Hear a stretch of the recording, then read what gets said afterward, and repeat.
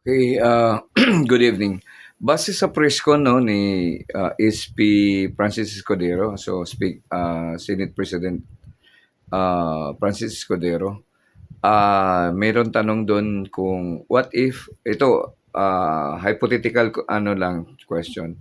What if kung uh, ma-impeach o ma-convict si BP Sara sa impeachment, sino ang magiging vice?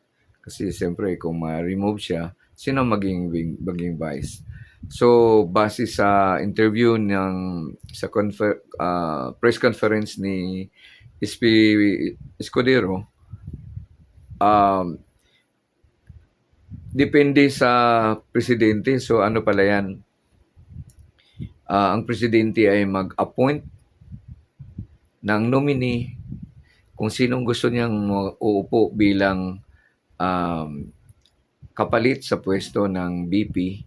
So, it's either magpili siya sa Senado o sa Kongreso na to be voted by majority vote ng Kongreso at sa Senado na magiging BP.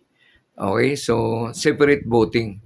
So kung sino man, kung congressman man, uh, kailangan, kung congressman ang mapili niyang i-nominate for uh, approval of the Senate and the Congress, kailangan majority. No? So pwede ding kukuha siya from the senators kung sino ang pipili niya. Then subject for majority voting sa Kongreso at Senado, separate voting, hindi yung joint sila. Okay? So, yun. Pero to be sure, panoorin natin tong interview na to.